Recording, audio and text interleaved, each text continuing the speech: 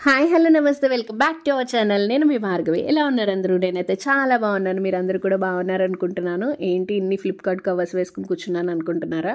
So హాస్పిటల్కి delivery టైంలో మనకి బ్యాగ్లో ఏమేమి పెట్టుకుని వెళ్తే మనకి హరీబరీ లేకుండా చాలా కంఫర్ట్గా ముందుగా ఏం ప్రిపేర్ చేసుకోవాలి అనేది ప్రెగ్నెన్సీ లేడీస్ ఎవరైనా వీడియో చూస్తున్నట్లయితే కనుక వారికి ఈ వీడియో చాలా యూస్ఫుల్గా ఉంటుంది.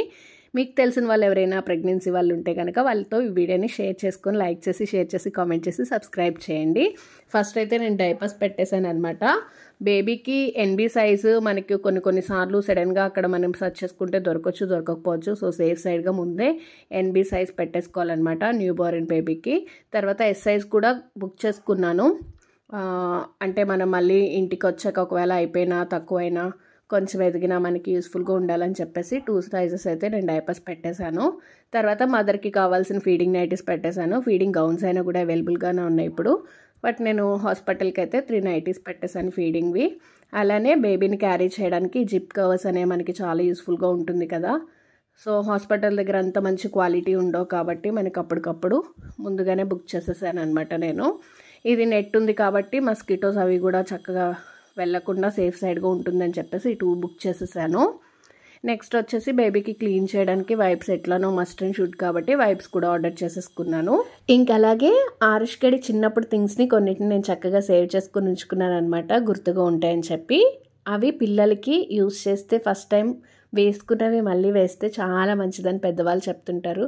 సో అందుకే ఆరుష్ ఫస్ట్ టైం వేసుకున్న సాక్స్, అలానే క్యాప్, అలానే ఒక బుజ్జి టీషర్ట్, సో అవన్నీ కూడా పెట్టుకుంటున్నాను అనమాట. ఒక 10 to 15 మినిట్స్ అయినా ఫస్ట్ స్టార్టింగ్ ఇవి వేసి తర్వాత కొత్తవి వేద్దామని చెప్పి. అలానే చెవుల్లోకి మనకి గాలి వెళ్ళకూడదు, కాటన్ పెట్టుకుని మఫ్లర్ కట్టుకుంటాం కాబట్టి సో ఆ థింగ్స్ని కూడా నేను పెట్టేసుకుంటున్నాను. ఇవి చూసినప్పుడు చాలా హ్యాపీగా అనిపించింది అనమాట. నేను ఆరుష్వి గుర్తుగా దాచాను, బట్ సెకండ్ బేబీకి ఫస్ట్ టైం అవి యూస్ చేస్తే చాలా మంచిది అని చెప్తారు పెద్దవాళ్ళు. కొత్త వేయడం కంటే ఎవరైనా వాడిని యూస్ చేస్తే మంచిది అని.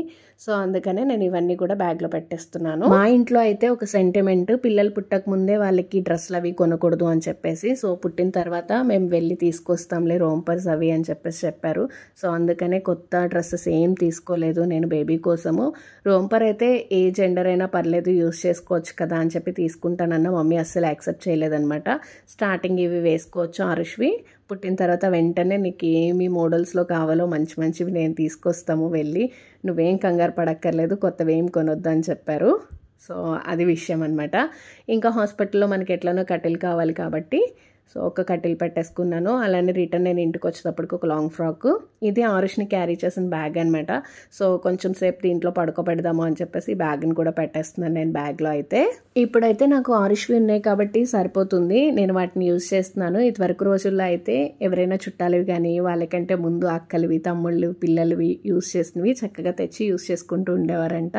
అలానే నేను ఇంకా స్లిప్పర్స్ కూడా బుక్ చేసేసుకున్నాను హాస్పిటల్లోకి. అట్లానే ఫీడింగ్ బాటిల్ కూడా చేసేసుకున్నాను. ఇంకా మనకి కావాల్సిన బ్రష్లు, సోప్స్, ఇట్లాంటి థింగ్స్ ఉంటాయి కదా, అవన్నీ కూడా పెట్టేసి చక్కగా నా బ్యాగ్ అయితే ప్యాక్ చేసుకున్నాను. మస్ట్ అండ్ షుడ్ గా మర్చిపోకూడదు ఏంటంటే హాస్పిటల్ ఫైల్ అనమాట. ఈ వీడియో మీలో ఎవరికైనా యూస్ఫుల్ గా ఉంది అంటే గనక లైక్ చేసి షేర్ చేసి కామెంట్ చేసి సబ్స్క్రైబ్ చేయండి. మీ ఫ్రెండ్స్ అండ్ ఫ్యామిలీ మెంబర్స్ ఎవరైనా ప్రెగ్నెన్సీతో ఉన్న వాళ్ళకి డెఫినెట్గా ఈ వీడియోని షేర్ చేయండి. ఈ వ్లాగ్కి ఇంతే. Thanks for watching. మరొక మంచి యూస్ఫుల్ వీడియోతో మళ్ళీ మీ ముందుకు వస్తాను. Until then bye bye.